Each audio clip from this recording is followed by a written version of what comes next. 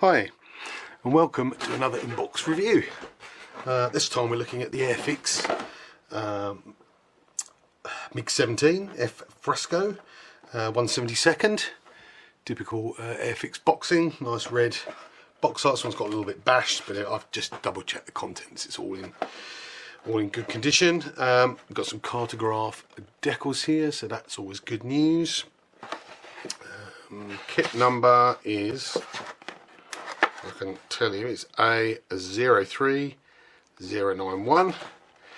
Two scheme options, upside down, one flying hour, and obviously any paints required or Humbrol recommended paints are there, so that's helpful. Okay, let's get in the box. Fantastic box art, of course.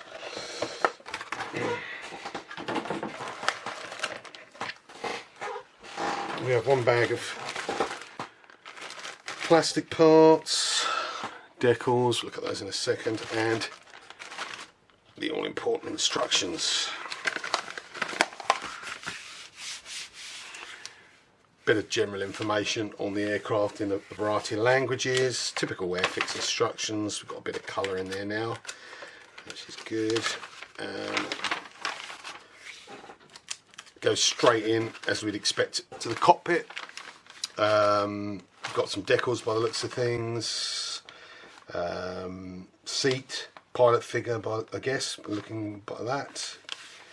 Then we go into the sort of engine part at the end there, nozzle. Then really we're pretty much putting things together.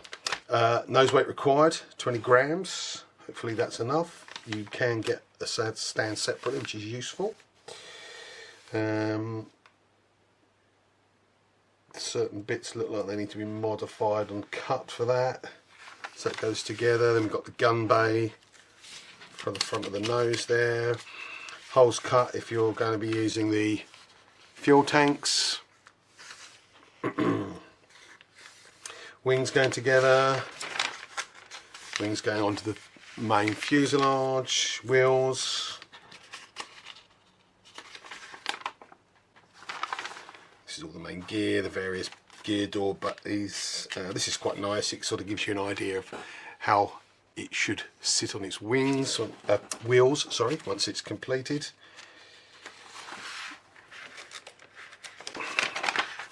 Final bits and pieces. This is mainly the cannons, guns on the front. Air brakes can be posed open or closed. Goes through here in detail. Clear parts, two pieces. Although it doesn't show it having it open, I'm assuming you could pose it open if you wished. Various antennae, pitot tubes going on there, fuel tanks, and it even gives you a barrel for the rear of the aircraft if it becomes a tail sitter. Personally, I'd suggest trying to put as much weight in that nose as you can fit to hopefully make sure that doesn't happen. Colour scheme there, looks rather nice. It's a mottled camouflage effect, possibly the one I'm going to do. Or you've got the sort of more traditional sort of bare metal. Fair amount of stencils by the looks of things. Keep you busy. Although I think, if I remember rightly, should have covered that while I was. I know you've still got just as many stencils on the Vietnam one as well. There we go. Let's quickly look at the decals, and then we'll go on to the main parts. I mean, these are according to the box, a cartograph. They look okay. If it's going to focus, there we go, perfect. Look pretty good. You know, if they're cartograph, they should go on beautifully, shouldn't they?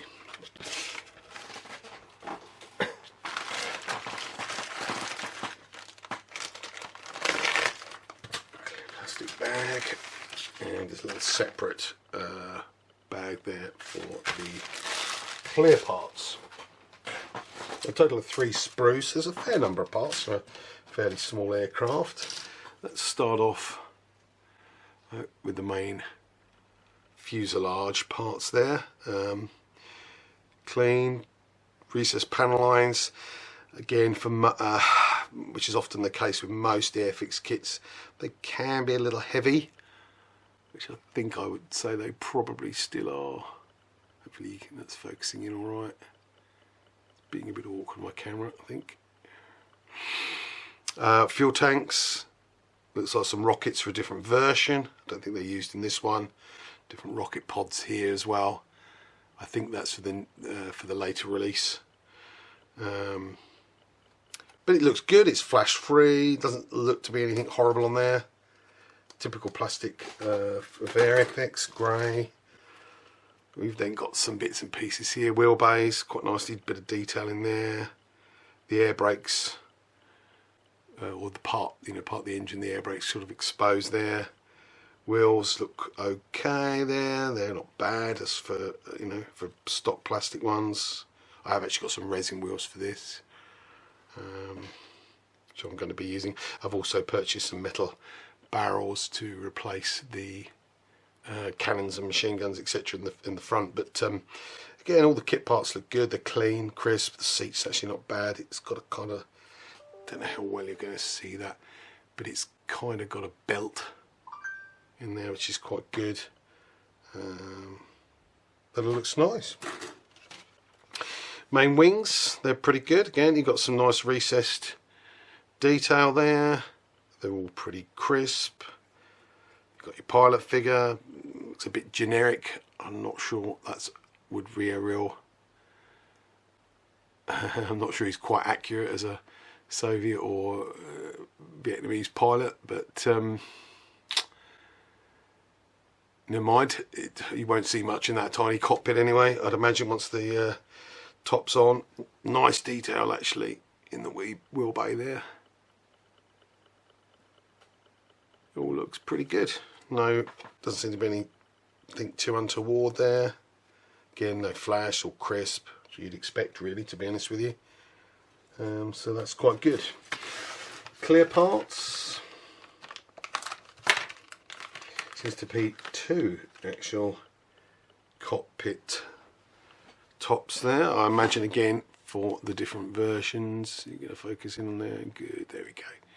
So this one's got a slight lump on the top of it for the different versions. Other than that, they look fairly similar. Again, fairly clear. Nothing to worry about there too much. Just to show you a couple of bits. I mean, there's many other bits out there. I picked up this resin wheels. You've got early and late wheel type, which is nice.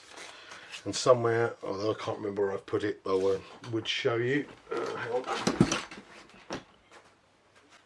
Here we go. Sorry. I also got, you can buy a master, I should say, set, which has got various, the pitot tubes and the gun barrels. Metal pitot tubes are a bit of a godsend because I inevitably snap and lose the plastic ones. Much more difficult to do that obviously with a turned brass one. Looks pretty good. I'm going to look forward to building that kit. Speak to you again soon. Cheers for watching.